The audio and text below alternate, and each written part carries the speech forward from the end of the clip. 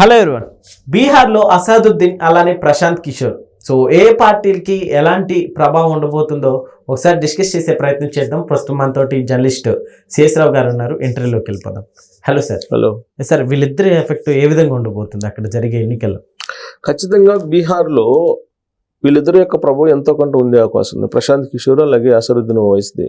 Latest గా అసదుద్దీన్ ఓవైసీ 100 స్థానాల్లో నేను పోటీ చేయబోతున్నానని చెప్పి అనౌన్స్ చేసేసారు. 100 స్థానాల్లో అక్కడ మొత్తం 243 ఉంటే ఈ 243 స్థానాల్లో 100 స్థానాల్లో ఎంఐఎం పోటీ చేయబోతుంది. అక్కడ అంతమంది అభ్యర్థులు ఉన్నారా సార్ ఎంఐఎంకి? అసలు అభ్యర్థులు ఎవరో ఒకరు నిలబెడతారు, ఒక నాయకులు లేరని చెప్తున్నారు. అంతే గత ఎన్నికల్లో 2020లో జరిగినటువంటి అసెంబ్లీ ఎన్నికల్లో 5 మంది ఎమ్మెల్యేలను గెలిపించుకుంది ఎంఐఎం. ఈసారి అలయన్స్ పెట్టుకోవడానికి ట్రై చేసింది. దేంతో అలయన్స్ పెట్టుకోవడానికి ట్రై చేసింది? కాంగ్రెస్ పార్టీ అలాగే ఆర్జేడీతో కలిసి అలయన్స్ పెట్టుకోవాలని చెప్పి ప్రయత్నం చేశారు. ఆయన ఒక లేఖ రాశాడు అసదుద్దీన్ ఓవైసీ. ఎవరికి రాశారు లేఖ? రాహుల్ గాంధీకి రాశాడు, అలాగే తేజస్వి యాదవ్ కూడా రాశారు. కానీ అటు కాంగ్రెస్ కానీ ఇటు ఆర్జేడీ కానీ ఇతను పట్టించుకోవాలి. దాంతో ఈయన నేరుగా నేనే 100 స్థానాల్లో పోటీ చేయబోతున్నానని చెప్పి ఆయన అనౌన్స్ చేశారు. ఇక రెండో కూటమి ఎన్డీఏలో ఎవరున్నారు? ప్రధానంగా జేడీయూ అలాగే బీజేపీ. ఇవి రెండు 101 స్థానాల్లో పోటీ చేయడానికి సీట్ల షేరింగ్ అనేది కన్ఫర్మ్ అయిపోయింది. 101 స్థానాల్లో 202 స్థానాల్లో ఈ రెండు పార్టీలు కలిపి పోటీ చేస్తున్నాయి. మిగతా ఈ చిన్న చితకా పార్టీలు ఉన్నాయి ఎన్డీఏలో, వాటికి ఇచ్చేశారు. 243 స్థానాలకు గాను 202 స్థానాల్లో ఈ రెండు పార్టీలు పోటీ చేయబోతున్నాయి. సో కాబట్టి ఎన్డీఏలో సీట్ల షేరింగ్ అనేది చాలా క్లారిటీగా స్మూత్ గా అయిపోయింది. మరి మహాగఠబంధన్ అంటే ఇండియా కూటమిలో పరిస్థితి ఏంటి అని అంటే సీట్ల షేరింగ్ విషయంలో ఇంకా వాళ్ళు ఒక అవగాహనకి రాలేకపోతున్నారు. ఎందుకనంటే కాంగ్రెస్ పార్టీకి వీలున్నంత తక్కువ ఇస్తేనే అక్కడ ఇండియా కూటమి గెలిచే అవకాశం ఉంది అనేది సర్వే సంస్థలు చెప్తూ ఉన్నాయి. కానీ కాంగ్రెస్ పార్టీ ఎక్కువ స్థానాలను ఆశిస్తుంది. అందుకే ఈ మధ్యకాలంలో తేజస్వి యాదవ్ ఏమన్నారు, అసలు మొత్తం స్థానాల్లో మేమే పోటీ చేస్తాం, 243 స్థానాల్లో నో అలయన్స్ అంటే పొత్తు అనేది ఉండదని చెప్పి అనౌన్స్ చేశారు ఆయన. సో అయినప్పటికీ కూడా నెగోషియేషన్ జరుగుతున్నాయి. నెగోషియేషన్స్లో ఎవరు ఎన్ని స్థానాలు పోటీ చేయాలనే దాని మీద ఒక నిర్ణయానికి వచ్చే అవకాశం ఉంది. అయితే ఈ లోపుగా బీజేపీ వేస్తున్న ప్లాన్ ఏంటి, తాజాగా వచ్చినట్టు సర్వేలు ఏంది అనే దాని మీద మనం ఒకసారి గుర్తు చేసుకొని దాన్ని విశ్లేషణ చేసుకుంటే కనుక తాజాగా వచ్చినటువంటి సర్వేల్లో ప్రధానంగా ఎక్కువ సర్వేలు చెప్తున్నది ఏంటంటే అక్కడ నువ్వా నేను అన్నట్టు పోటీ ఉంది. ప్రశాంత్ కిషోర్ పెట్టినటువంటి జనస్వరాజ్ పార్టీ ఎక్కువ ఓట్లు చీల్చుకునే అవకాశం ఉంది అర్బన్ ఏరియాలో, అలాగే రూరల్ ఏరియాలో కొంత చీల్చుకునే అవకాశం ఉంది. ఆ పార్టీకి 16 నుంచి 20 స్థానాల వరకు వచ్చే అవకాశం ఉంది. కాబట్టి కింగ్ మేకర్ అయ్యే అవకాశాలు ఎక్కువగా ఉన్నాయి అనేది సర్వేలు అంచనా వేస్తున్నాయి. అయితే దీన్ని తారుమారు చేసేందుకు, దీన్ని ఉల్టా చేసేందుకు బీజేపీ ఒక మాస్టర్ స్కెచ్ వేసింది అనేది రాజకీయ వర్గాల్లో అక్కడ చర్చ జరుగుతుంది. ఏంటి అని అంటే జనరల్గా కాంగ్రెస్ పార్టీ వాళ్ళు కానీ లేదంటే ప్రత్యర్థి పార్టీల వాళ్ళు కానీ చేసేటువంటి ఆరోపణ ఏంటంటే నరేంద్ర మోడీ గారు ఏం చెప్తే అది అసదుద్దీన్ ఓవైసీ వింటున్నాడు, ఎంఐఎం అనేది బీజేపీకి సపోర్టేను అనేది వినిపిస్తూ ఉంటుంది. సో కాబట్టి ఇప్పుడు 100 స్థానాలు నేను పోటీ చేస్తానని చెప్పి అసదుద్దీన్ ఓవైసీ ప్రకటించడం వెనక నరేంద్ర మోడీ గారు ఉన్నారనేది అక్కడ చర్చ. అలాగే ప్రశాంత్ కిషోర్, అసలు ప్రశాంత్ కిషోర్ ఆయన కొత్త పార్టీ పెట్టారు, కొత్త పార్టీ పెట్టి తాను అధికారంలో రావాలని చెప్పి కోరుకుంటూ ఆ స్థాయిలో ఆయన పర్ఫార్మెన్స్ ఇస్తారా అని అంటే సర్వేలేమో ఇవ్వలేవు అని చెప్తున్నాయి. సో ఇప్పుడు గ్రౌండ్ లెవెల్లో సిచ్యువేషన్ ఏంటి అని అంటే అర్బన్ ఏరియాల్లో కనుక ఎక్కువ ఓట్ బ్యాంక్ చీల్చుకుంటే జనస్వరాజ్ పార్టీ అప్పుడు బీజేపీ నష్టపోయే అవకాశం ఉంది. సో అందుకే ఇప్పుడు అసదుద్దీన్ ఓవైసీని దించారు. అసదుద్దీన్ ఓవైసీని దించి ముస్లిం ఓట్ బ్యాంక్ని చీల్చేటువంటి ప్రయత్నం బీజేపీ చేస్తుంది అనేది ఇప్పుడు రాజకీయ వర్గాల్లో హాట్గా జరుగుతున్నటువంటి డిబేట్. ఎందుకు అని అంటే సహజంగా ముస్లిం ఓట్ల బ్యాంక్ ఎటు ఉంటుంది, ఇండియా కూటమి వైపు ఉంటుంది. అంటే బీజేపీకి వ్యతిరేకంగా ముస్లిం సమాజం ఉంటుంది మెజారిటీ ఎక్కువగా. సో ఆ ఓట్లు ఎటు పడతాయి? కాంగ్రెస్ పార్టీకి ఆర్జేడీకి పడతాయి, ఇండియా కూటమికి. సో అప్పుడు ఒకవేళ కనుక ఆ ఓట్లు కనుక చీల్చుకోలేకపోతే ఇండియా కూటమి అక్కడ అధికారంలో వచ్చే అవకాశం ఉంది. అందుకే ఇప్పుడు ముస్లిం ఓట్ బ్యాంక్ అని చేల్చాలి.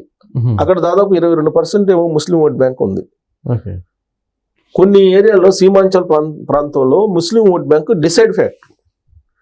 సో ఆల్మోస్ట్ డిసైడ్ ఫ్యాక్టర్ ఉన్నటువంటి చాలా ప్రాంతాల్లో ఎంఐఎంని రంగంలో దింపుతుంది బీజేపీ అని. ఇప్పుడు ఉన్నది 243. మరి 100 స్థానాల్లో ఎందుకు పోటీ చేస్తున్నారు అని అంటే ఎక్కడెక్కడ పోటీ చేయాలో బీజేపీ చెప్పింది కాబట్టి ఆ దిశగా వెళ్ళడానికి ఎంఐఎం సిద్ధమవుతుంది అనేది అక్కడుండేటువంటి స్థానిక నాయకుల యొక్క ఒక చర్చ. ఓకే. సో కాబట్టి ఇప్పుడు బీజేపీ వేస్తున్నటువంటి ఎత్తుగడలు చూస్తే కనుక ఇప్పటి వరకు వచ్చినటువంటి సర్వేలు తారుమారు అయ్యేటానికి ఛాన్సెస్ ఉన్నాయి. ప్రశాంత్ కిషోర్ వేస్తున్నటువంటి అంచనాలు కూడా తారుమయ్యే అవకాశం ఉన్నాయి. ఇప్పుడు ప్రశాంత్ కిషోర్ ఏమంటున్నారు, మరో రాహుల్ గాంధీ అవుతాడు తేజస్వి యాదవ్ అంటున్నారు. ఎందుకనంటే రాహుల్ గాంధీ అమేథీలో ఓడిపోయారు అంతకుముందు ఎన్నికల్లో, ఇప్పుడు 2019 ఎన్నికల్లో. సో అలాగే ఇప్పుడు ఈయన కూడా సొంత నియోజకవర్గంలో ఓడిపోయే అవకాశం ఉంది తేజస్వి యాదవ్. తేజస్వి యాదవ్ పోటీ చేస్తున్నటువంటి స్థానం నుంచి ప్రచారం మొదలుపెట్టాడు ఈయన ప్రశాంత్ కిషోర్. ఓకే. సో కాబట్టి ఆయనే ఓడిపోయే అవకాశం ఉంది, అంత సీన్ లేదు అని అంటున్నాడు ప్రశాంత్ కిషోర్. సో కాబట్టి కింగ్ మేకరా కింగా అనేది ఇంకా ప్రశాంత్ కిషోర్ విషయంలో రావట్లేదు. కింగ్ కాదు కానీ కింగ్ మేకర్ అనేది రీసెంట్ వరకు వినపడింది సర్వేలో. కానీ ఇప్పుడు అక్కడ కనిపిస్తున్నటువంటి అలయన్స్ లో ఉండే అంతర్గత విభేదాలు, తర్వాత ఎంఐఎం యొక్క రోలు, ఇవన్నీ కనుక చూస్తుంటే బీజేపీ ఎడ్జ్లోకి వచ్చేస్తుంది, బీజేపీ గెలిచే అవకాశం ఉంది అనేటువంటి సంకేతాలు ప్రజల్లోకి వెళ్ళిపోతున్నాయి.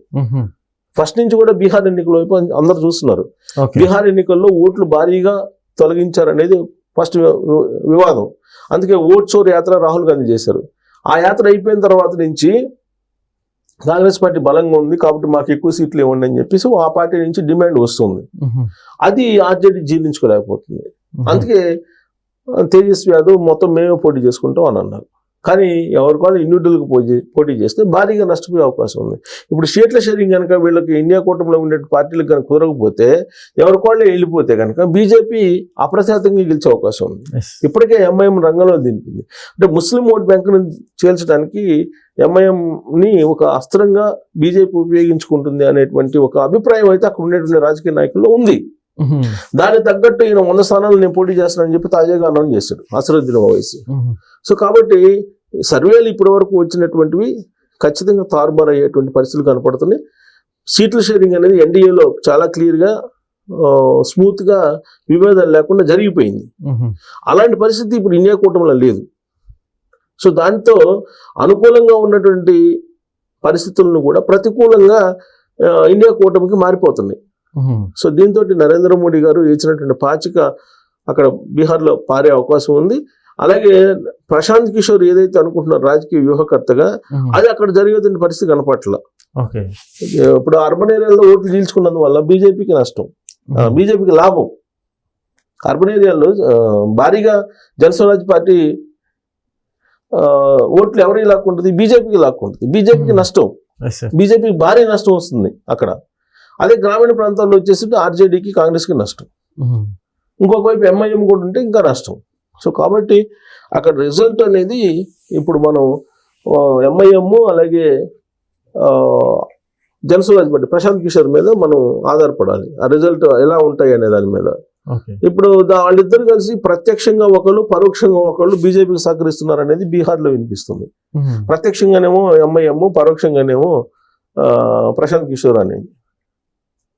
సో ఇది రిజల్ట్ మొత్తం అనుకూలంగా ఇప్పుడు ఎన్డీఏకి ఉన్నాయి అనేది ఇప్పుడు తాజా సర్వేలు చెప్తున్నాయి. మొన్నటి వరకు రీసెంట్ వరకు ఇండియా కూటమికి అని అన్నారు. కానీ ఇప్పుడు సీన్ కట్ చేస్తే నరేంద్ర మోడీ గారి హవా అక్కడ కొనసాగబోతుంది.